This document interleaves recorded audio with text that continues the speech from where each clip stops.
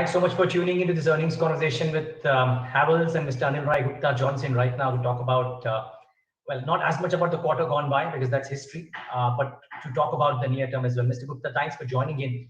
I think just looking at the quarter, wherein probably the standout performance was Lloyd's, which maybe didn't do as well and in line with what the industry has done.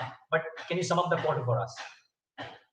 Well, I believe we continued growth pattern in all business segments. Obviously it was on a lower base, so the growth is looking like 50%.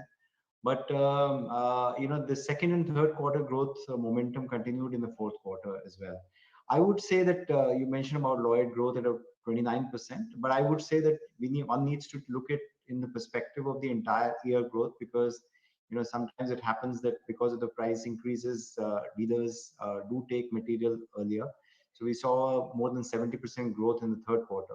But for the entire year, we've seen growth in Lloyd as a whole as compared to the industry as a whole, which was in degrowth because of April and May performance. So I believe we are very satisfied, in fact, with the growth momentum at Lloyd as well. The rest of the businesses, including whether it's switchgears, cables, lighting, ECD, they all grew over the entire year, despite only a 10.5-month window with us. So I think we are quite satisfied with the market share gains that we've got in this year. Yeah, and I'll talk about that. But just before I get to that, just a quick mention on your comments that you gave for quarter one as well. I think you alluded to possibilities of some raw material pressure and the fact that the demand seems to have decelerated a bit. But when I look at last year, Mr. Gupta, after the Q1 cool off, things bounced back very, very smartly for you and the category. Could that be a template that you reckon internally could be repeated as well? Because the lockdown itself is not as severe, by the way. Yeah, lockdown is not severe, but it's not like last year. Last year sales were down to zero, so sales are continuing. So which is any growth over zero is a growth, but it is far lower than what we would expect in a normal term. The first 15 days of April started off very well. In fact, it was continuing the growth momentum as we saw in the last quarters. But of course, after that, there has been a lockdown. I think the country needs to come out of the second wave, and it is doing so very quickly. So the demand should come back. And like last year, what happened was, while the demand came back, but brands like ours who had good supply chain setup, distribution, brand, trust on the brand, we could gain market shares not only from the unorganized sector, but within the organized sector as well. So I believe that once the demand normalizes after the lockdowns, we hope to continue the same pattern as with every disruption in the past, whether it was demonetization or GST or the first COVID wave. So hopefully that should continue. But I think right now the mood in the entire country is not very good, and that needs to come back after health scare goes away. Then only the demand can really come back in a big way. I guess so. Just one quick thought, Mr. Gupta. Aside of course, the demand coming back, that one point that you mentioned about market share gains, and for big brands like yours, and to the fact that last year the surprise that India did was the cost containment. Can there be surprises this year, or do you think now you kind of जैसे कहते हैं ना निचोड़ो foil as much as you can? Yeah, I think from the market share gains point of view, I think there is always scope both from the unorganized to the organized, but also within the organized sector. So that will continue to remain. But you're right. First of all, in cost, towel is never dry. I believe so. However, maybe last year, when we took out costs, so there was a real hard look at the company's good costs and bad costs, and definitely the bad costs were taken out. The good costs were assumed to come back, whether it was advertising or sales-oriented expenses.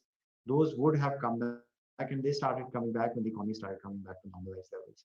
So yes, there would be the bad costs are already taken out, so there will be no further costs out. But I think the India Inc. as well as Havells is now fairly, I would say, efficient in terms of cost structures to ensure that when the demand comes back, we don't bring back the bad costs.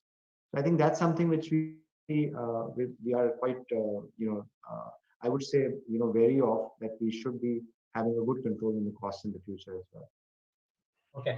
Mr. Gupta, is the street unduly worried about the raw material cost pressures, or do you reckon that it is a cause for worry? Because I was speaking to one of your peers who said that, at least in the cables and wires segment, it would be in effect a pass through, and therefore let's worry about it, but not unduly worry about it. What's your thought here? Well, generally speaking, in our industry, the margins are generally not so high where we can start absorbing, cost pressures. So whether it is an increase or a decrease, normally within a very short period of time, the costs decrease or increase are passed on to the consumer. So this happens faster in the cable and wire industry because the margins are even lower. However, even in the other product categories, over a period of time, with a certain time lag, the margins, the prices have to get passed on to the consumers.